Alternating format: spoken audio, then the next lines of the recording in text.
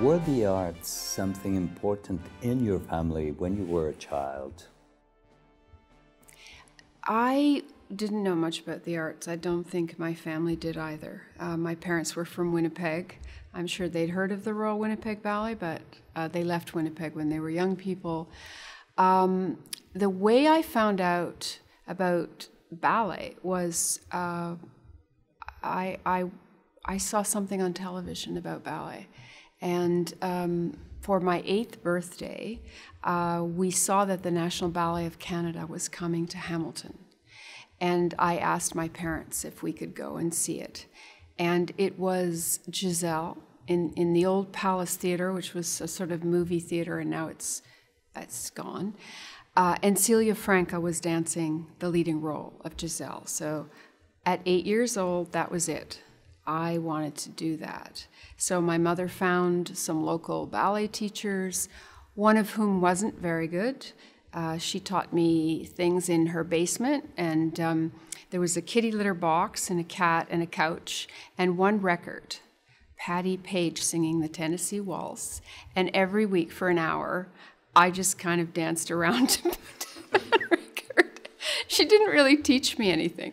My mother started to read more about ballet, and my mother started to realize that this woman wanted to put me on point. I was 8 years old. My mother thought, with what she read, that was very bad, that could damage a young person's bones and muscles if they weren't strong enough. So she found another teacher in Ancaster, and this teacher, after a year, told my parents about Canada's National Ballet School. And because of that teacher, who I've stayed in contact with my whole life, she's no longer with us, I found out about that school. My parents took me to audition, and I was accepted at the school when I was 11. So that's how I found the arts. It wasn't at school, it was on CBC television.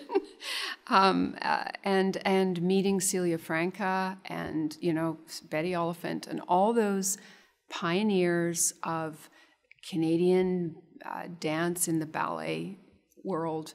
And through them, I had this career that I've had, starting with them. What is the best advice someone ever gave you in your career? I think that the people who cared about me and who wanted me to fulfill my talent, which I could easily have run away from at times, they were the people who encouraged me to be courageous and to overcome my insecurities and my shy nature and my disbelief that anybody actually thought I was good at what I was doing. I was just doing it because I enjoyed doing it. So they were people who just told me to stand up tall and get out there and do it. And, and there were many times in my life when I sort of needed a bit of a push, and they pushed me. Because I just wanted to retreat sometimes, and it was very hard, so I wanted to back away from it, and they made me go into the fear. So everybody has fear, so yeah, those people that helped give me the courage I needed to keep going forward. And what advice would you give to a young one who has the desire but who's afraid to do it?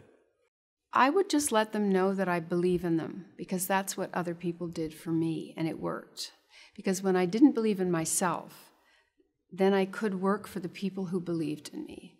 And I think everybody has moments where they don't believe in themselves. So I try to do that when I see people who are, their courage is waning or their self-belief is tenuous.